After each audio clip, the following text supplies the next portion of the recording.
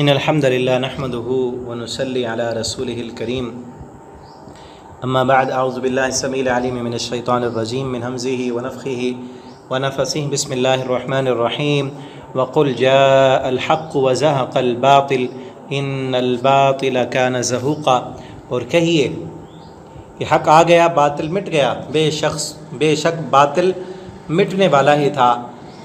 ترجمہ قرآن کا سبق آج انشاءاللہ سورہ بنی اسرائیل آیت نمبر 81 سے ہم پڑھیں گے۔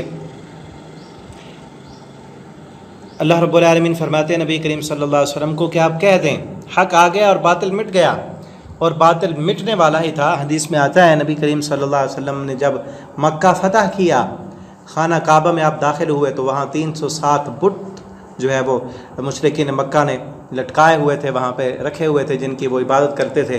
آپ نے ان تمام بتوں کو توڑا، پاش کیا اور توڑ کر پھینک دیا، اور چھڑی کی نوک سے آپ صلی اللہ علیہ وسلم ان بتوں کو مارتے جاتے تھے اور فرما رہے تھے قل جاء الحق وزهق الباطل ان الباطل كان زهوقا، کہ بے شک حق آ گیا باطل مٹ گیا۔ یہ معبود باطل تھے، ان معبودوں کے ماننے والے بھی باطل تھے، وہ باطل مٹے۔ غزوہ بدر میں بھی 70 کی گردنیں کٹی، 70 قیدی بن گئے، اور آج وہ وقت آ گیا کہ حق غالب آ گیا ہے۔ وہ اللہ کا گھر جو ابراہیم علیہ السلام نے اللہ کی عبادت کے لیے بنایا تھا، اور ان مشرکین مکہ نے اس میں بت رکھ دیے تھے، ان کی پوجا کرتے تھے۔ آج وہی حق آیا اور باطل نظام اور باطل معبود مٹ گئے، اور باطل معبودوں کے ماننے والے بھی سر چھپا کے بھاگ گئے، اور باطل مٹنے والا ہی تھا۔ وَنُنَزِّلُ مِنَ الْقُرْآنِ، اور ہم نازل کرتے ہیں قرآن میں سے وہ کچھ ما ہوا شفا، وہ کچھ جو شفا ہے، وَرَحْمَةٌ لِّلْمُؤْمِنِينَ، اور یہ رحمت ہے ایمان لانے والوں کے لیے، وَلَا يَزِيدُ الظَّالِمِينَ إِلَّا خَسَارًا، اور نہیں زیادہ کرتا ظالموں کو مگر نقصان میں۔ کہ یہ جو قرآن ہے اس کے اندر شفا ہے، خصوصاً دل کی بیماریوں کا علاج اس قرآن کے اندر موجود ہے۔ پیچھے یہ آیت آئی ہے اسی صورت میں، آیت نمبر 57 میں گزر چکی ہے، وہاں بھی یہی ذکر تھا کہ قرآن جو ہے وہ شفا ہے۔ ہم نے نازل کیا قرآن، اس میں دل کی بیماریاں، شرک، بدعت، حسد اور انسان نفس پرستی، نمود و نمائش، اپنے آپ کو بڑا سمجھنا، ان ساری چیزوں کی شفا جو ہے وہ اس قرآن میں ہے۔ دنیا پرستی، دنیا کا بن کے رہ جانا اور اس دنیا سے محبت کرنے والا بن جانا، اپنی آخرت کو بھول جانا، ان ساری بیماریوں کا علاج اس قرآن کے اندر موجود ہے۔ اور یہ قرآن ظالموں کو نقصان میں زیادہ کرتا ہے۔ جو ظالم ہیں، جو اپنی آخرت کے بارے میں نہیں سوچتے، جو صرف دنیا کے بن کے جی رہے ہیں، یہ قرآن ان کو اور اضافہ کر دے۔ جب قرآن آتا ہے ایک آیت کا انکار کیا ظالم بنے، دوسری آیت آئی اور طرح سے ہم نے پھیر کر بیان کیا، جیسے جیسے انکار کرتے گئے ویسے ویسے نقصان اور خسارہ ان کا بڑھتا گیا۔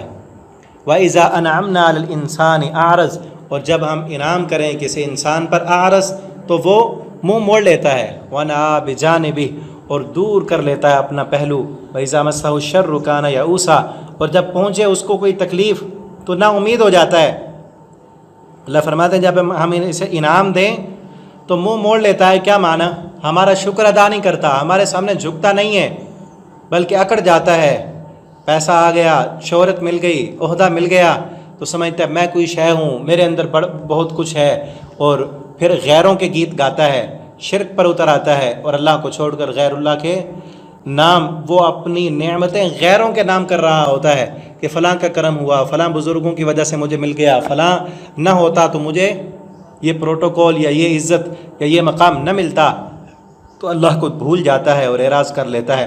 اور اللہ فرماتا ہے اگر ہم آزمانے کے لیے وہ نعمتیں چھین لیں، اس کو پریشان کر دیں، اس کو بیمار کر دیں، یا کسی کاروبار میں اس کو ہم نقصان دے دیں تو کانا یئوسا، اللہ سے نا امید ہو جاتا ہے۔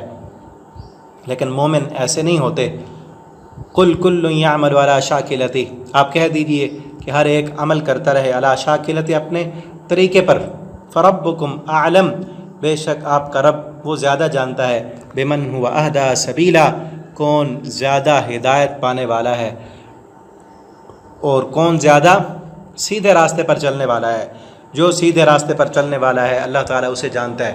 اور اللہ ہر بندہ اپنے شاکلہ، یعنی جس کیفیت میں اللہ رب العالمین نے اس کو پیدا کیا، ہر انسان کو اللہ تعالیٰ نے مختلف صلاحیتیں دی ہیں، ذہنی صلاحیتیں، جسمانی صلاحیتیں، اور مختلف ماحول. ہر ایک کا ایک جیسا تو نہیں ہے، ہر ایک کے دوست ایک جیسے نہیں، ہر ایک کا جو ہے فیملی ایک جیسی نہیں ہے، ہر ایک کو ماحول ایک جیسا نہیں ملتا.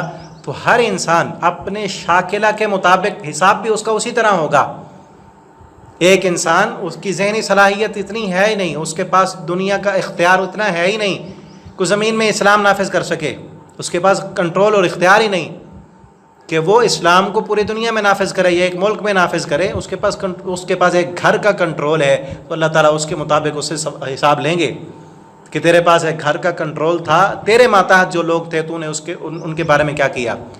یا ایک گھر کا مالک بھی نہیں ہے تو اس کو اپنا جسم تو ہے، ٹھیک ہے نا، اور اس کو جتنی صلاحیت، جتنا علم دیا ہے، جتنا اس کو ذہنی صلاحیت ملی ہے، جیسے ماحول میں وہ رہا ہے، وہ اگر اللہ کو راضی کرنے کے لیے اپنی بھرپور کوشش کرتا ہے اور اپنی طرف سے پوری کوشش کر کے قرآن پڑھ کے، حدیث پڑھ کے، ریسرچ کر کے اپنی زندگی کا مقصد اللہ کی رضا بناتا ہے، تو اللہ رب العالمین خوب جاننے والے ہیں کہ سیدھے راستے پر چلنے والا، اس کی رضا کے لیے عمل کرنے والا کون ہے، اور اپنی دنیا کے فائدے کے لیے اور اپنی جو ہے اپنی خواہش نفس کے پیچھے چلنے والا کون ہے، اللہ کو سب پتہ ہے. اللہ رب العالمین سے دعا ہے اللہ تعالی ہمیں وہ کام کرنے کی توفیق دیں جو کام مرنے کے بعد ہمیں کام آئے، اور جو کام ہمیں آخرت میں نجات دلانے کا سبب بن جائیں. آخر دعوانا الحمدللہ رب العالمین.